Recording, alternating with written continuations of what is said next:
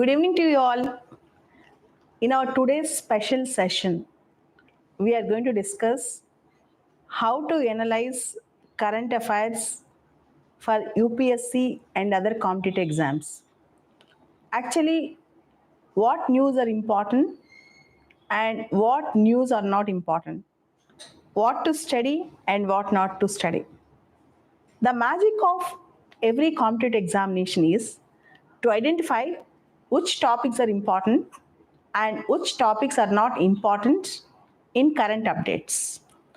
I wish to tell you some important feedback on this retrospectively. 20 years back, Dr. APJ Abdul Kalam have proposed an idea on Pura, P-U-R-A. The concept is providing urban amenities in rural areas. So he wanted to develop rural India. He has given a master plan called Pura, P-U-R-A, providing urban amenities in rural areas. He wanted to have a cluster-based approach where everything is accessible to a village within 5 kilometers radius, either hospitals, schools, market yards, whatnot, everything through four types of connectivities. Like physical connectivity, digital connectivity. He emphasized four types of connectivities.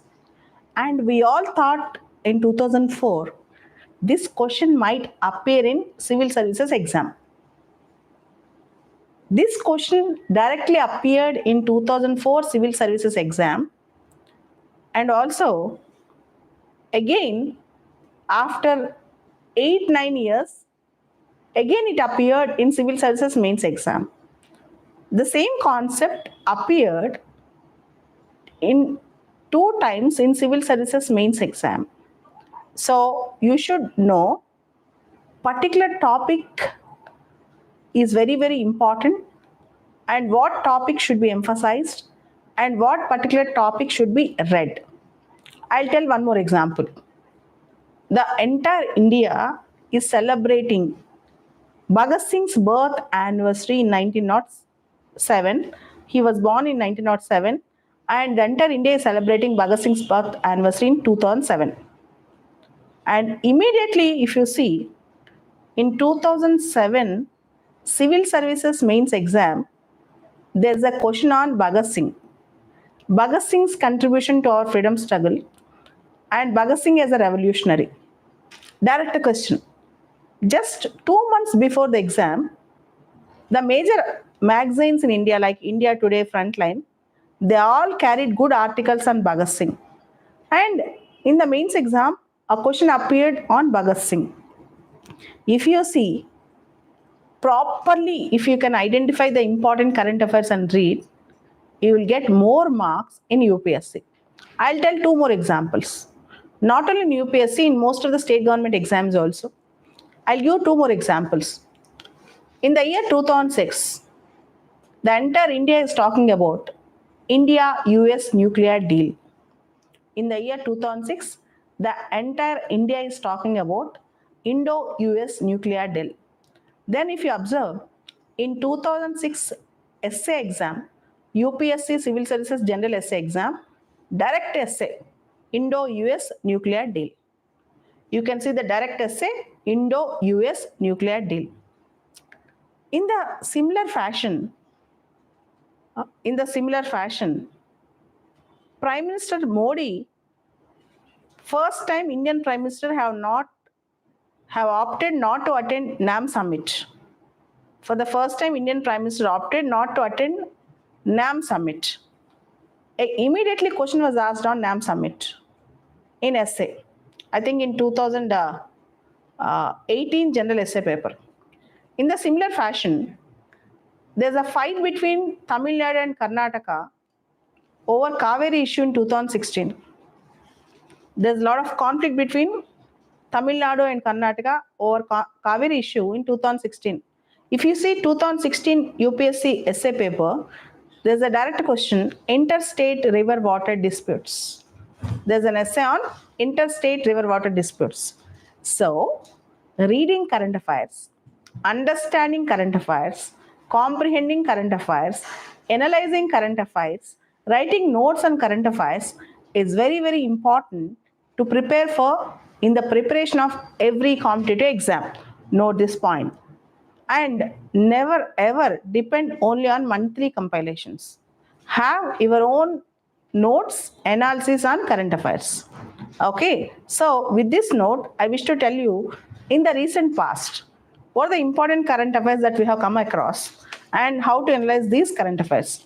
In the recent past, what are the important current affairs that we have come across and why it is important for our exam, I wish to explain here. First thing, recently, today, Telangana Chief Minister have announced that he is going to lift the two-child norm to get elected into local bodies. That particular ban of if somebody have more than 2 children, they are not allowed to contest in local bodies. That two-child policy or two-child norm is going to be done away with. The Telangana government. Earlier, last month, Andhra Pradesh government also announced, now Telangana government.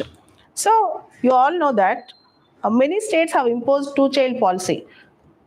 If you want to contest in panchayats or municipalities, you are eligible to contest only when you have 2 children, not more than 2 children. So now in the southern Indian states, because of family planning measures and other policies, we don't have much younger generation today. So within 10 years or 20 years, we are going to lose our younger generation. For that reason, Telugu states, not only Telugu states, even Tamil Nadu, Karnataka, they are also lifting many bans on family planning, and they wanted to improve and increase number of children in the families. For that reason, they are providing incentives for bigger families now. They now start incentives for bigger families. They try to provide more incentives if you have bigger family, because if more number of children are born in a family, then automatically states will also have a demographic dividend, more number of working age population in the next 20-30 years. Otherwise, the Telugu states and also southern Indian states, South Indian states, they'll become old with older generation. So in this perspective, you need to understand population, demographics, census, population policy, and also two-child criteria. And Telangana is the 6th state in India to actually, there are many states in India to have two-child criteria. Now all the states are lifting the two-child criteria, and Telangana is also lifting the two-child criteria. This is an important trend that is coming up. It's an important trend that is coming up. Okay, so coming to the next important news. So you need, when you read some news, you need to analyze properly. If you read a statement, Telangana CM have announced that Telangana will do away with two-child policy with respect to contesting of local body polls. Why, what, how, when, where? You have to question the news. Why, what, how, when, where? All these things. So that is the analysis of the news. Coming to the next interesting news, I can say Government of India declared snake bite as notifiable disease. Snake bite as notifiable disease. 50% of the global snake bite deaths are in India. So if you see the entire world's snake bite related deaths, 50% are in India. World Health Organization had issued a target. By 2030 throughout the world, snake bite deaths should be halved. That means we have to reduce snake bite deaths by 50% by 2030. To meet the target, Government of India also announced snake bite related death or snake bite as a notifiable disease. When a disease is declared as notifiable disease, what's an advantage? Every data, every detail of every person who comes with a snake bite should be recorded and should be sent as a report. There will be more funding from the government for awareness and for medicines and for serum and other things. So notifiable disease have a lot of advantage. Snake bite right now is declared as notifiable disease. In India, snake bite, India is considered as the capital of snake bites in the world. India is considered as the capital of snake bites in the world. So you are expected to know. And do you know an interesting fact? 97% of snake bites happen in rural India. 97%. And mostly tribals and farmers are the victims of snake bites. Mostly tribals and farmers. 97% of the snake bites are in rural India. So with all this information, you should study more on snake bites. With all this information, you should have more idea on snake bites. Next, important and I can say big news in Telangana today. Today morning in the early hours, there was an encounter in Telangana where 7 Naxals were encountered. 7 Naxals were encountered. This encounter happened in Mulugu district in Telangana.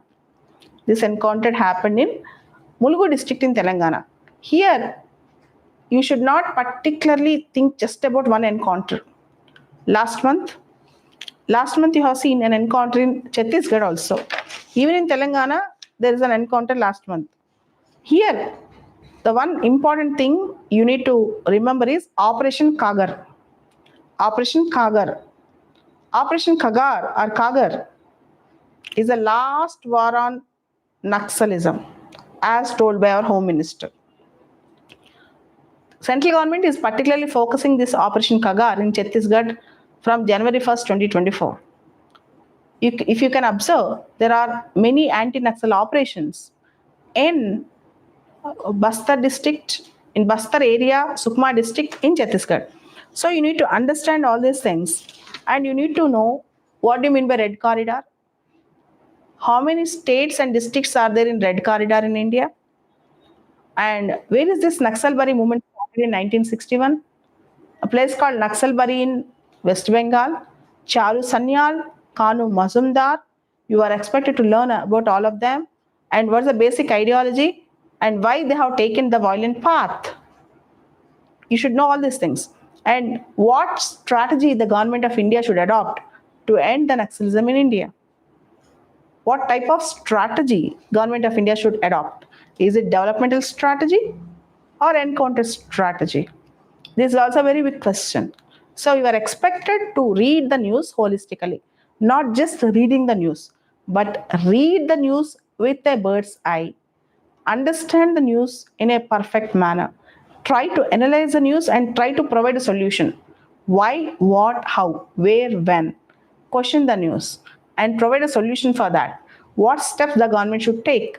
What steps the government have already taken? What steps the government should take? And what steps the government have already taken? You should know all these things. Okay, each and every news you should analyze. Coming to the other interesting fact. Ministry of State for Labor and Employment, Government of India. So, Ministry of Labor and Employment recently said that gig and platform workers to rise 23.5 million by 2020 and 2030.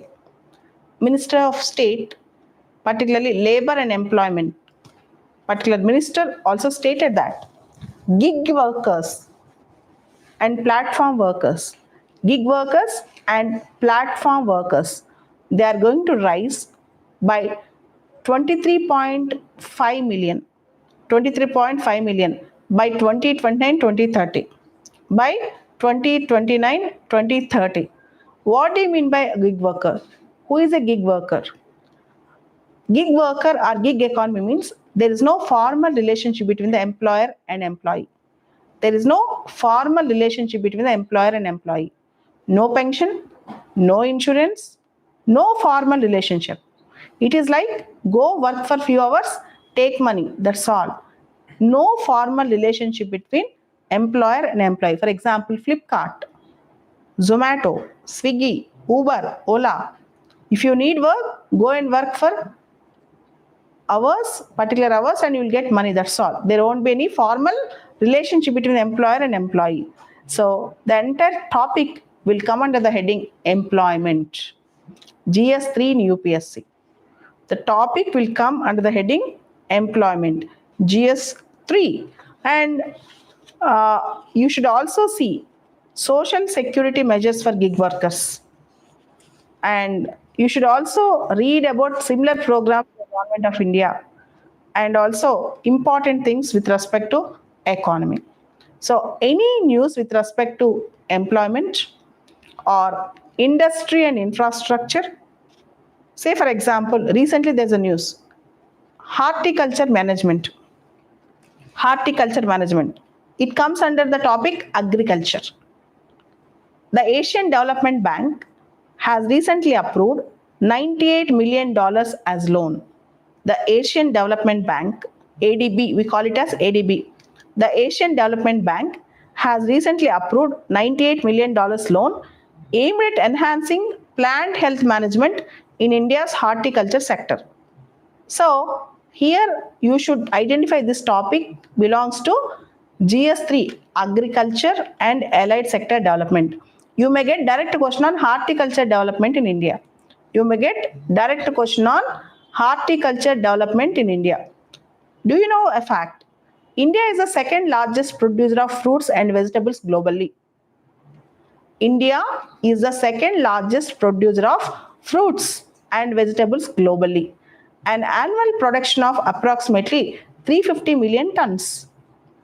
Annual production of fruits and vegetables from India is approximately 350 million tons. Simple. In the similar format, if you get a news, say, if you get a news, India's forex exchange reserves crossed 700 billion mark. India's foreign exchange reserves crossed 700 billion mark for the first time. For the first time. This is a news. Then this news is very important in India's banking system. This news is also important in India's economic position, economic stability, foreign currency assets, gold reserves. Here you should know a fact. Foreign exchange reserves means number 1, foreign currency assets. Number 2, gold reserve. Number 3, special drawing rights. Number 4, reserve position in the IMF. So foreign exchange reserves means and includes foreign currency assets, gold reserves, special drawing rights, reserve position in IMF. All these things comes under foreign exchange reserves. So when you read newspaper, you should identify under which heading this news comes in our syllabus. Under which heading or for which question we need to add value with this information in our answers. You should have a clarity. You should have a complete clarity on that. So coming to, say, I'll discuss one more important news. You have seen the recent updates on Delhi air pollution. I'll tell you one news. National Clean Air Program. National Clean Air Program.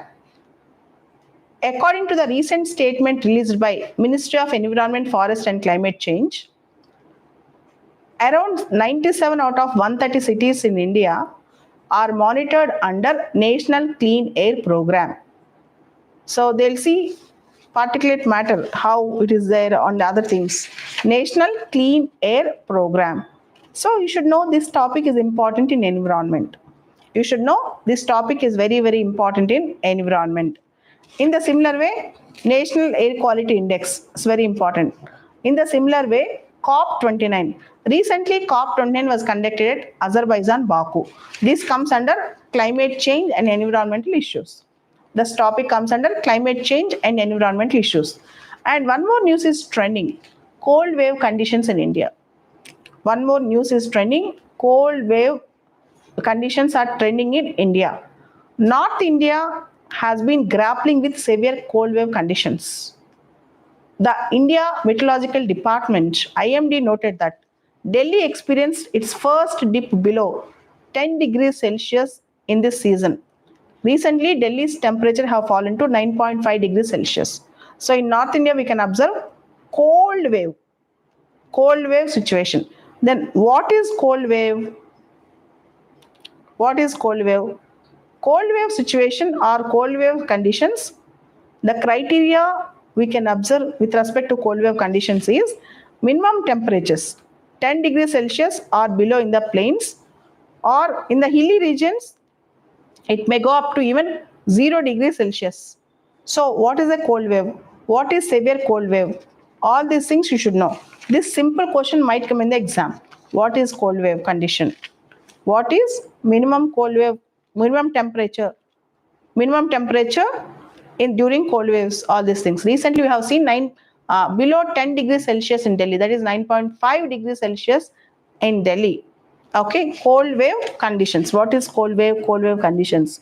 So in the similar way, when you identify certain things in polity, recently 26th November 2024, we have celebrated 75th anniversary of Constitution Adoption Day. 75th anniversary of Constitution Adoption Day. The question is, so what is Constitution Adoption Day? What is our preamble? What is Constitution Adoption Day? What is our preamble? All these things. And recently we have seen appointment of new Chief Justice of India, Justice Sanjeev Khanna. Appointment of new Chief Justice of India, Justice Sanjeev Khanna.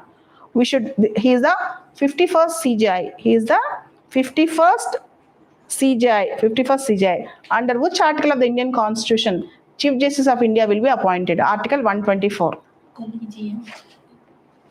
Under which article of the Indian Constitution Chief Justice was appointed? Article 124. How a Chief Justice will be appointed? All these things. Collegium. What is collegium consultation? What is collegium consultation? All these things you need to write. You need to remember. Recently, under Article 263 of the Indian Constitution, there is a provision called Interstate Council. Recently, Interstate Council was reconstituted. So, Interstate Council is not a constitutional body. Interstate Council has the idea of Interstate Council was in Article 263, but Interstate Council was constituted by the President of India. It will be constituted by President's order, not through Constitution. It is not a constitutional body, not a permanent body. So each and every aspect you should identify. Each and every aspect you should learn from recent current updates. So every day I'll do recent current updates. Almost every day, CSB Academy will provide you recent current updates, including IR updates. I'll take one example. Recently, G20 summit was held at Rio de Janeiro, Brazil. Recently, G20 summit was held at Rio de Janeiro, Brazil on November 18th, November 19th. November 19th. So, in that G20 summit, Global Alliance Against Hunger and Poverty was launched. In that G20 summit, Global Alliance Against Hunger and Poverty was launched. This Global Alliance Against Hunger and Poverty aims to help 500 million people by 2030.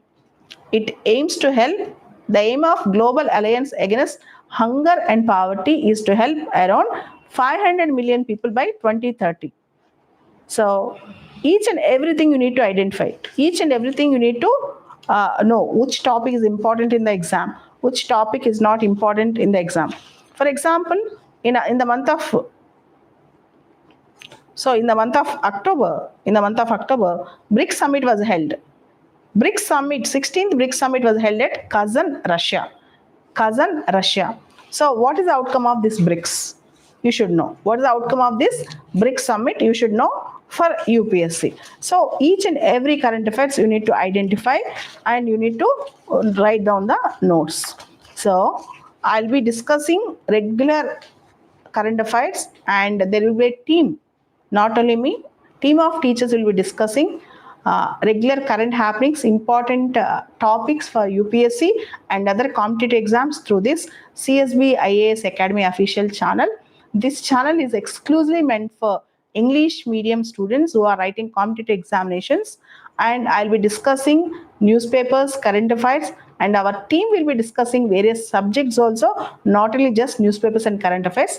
This channel is being published and this channel is being telecasted to support the students who cannot come up to Hyderabad to take coaching, formal coaching, and this channel is a supportive channel to help you all who are sitting in the home, or who are employees, or who are students, those who are doing their graduation in their colleges. So for all of them, this channel is one-stop solution for competitive exam preparation.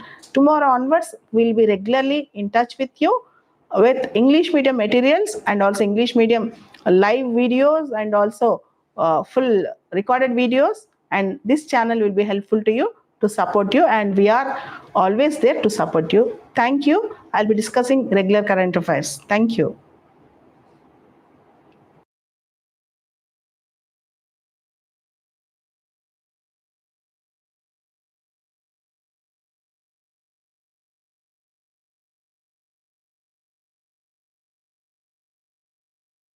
సరిపోతుంది తీసేసుకో